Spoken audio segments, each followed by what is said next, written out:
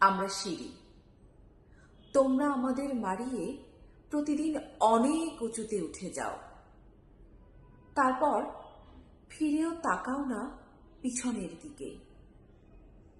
তোমাদের পদধূলি ধন্য আমাদের বুক পদাঘাতে ক্ষত বিক্ষত হয়ে যায় প্রতিদিন, তোমরাও তা জানো। তাই কার্পেটে মুড়ে রাখতে চাও আমাদের বুকের ক্ষত, ঢেকে রাখতে চাও তোমাদের অত্যাচারের চিহ্নকে, আর চেপে রাখতে চাও পৃথিবীর কাছে তোমাদের গর্বোদ্ধত অত্যাচারী পদধ্বনি।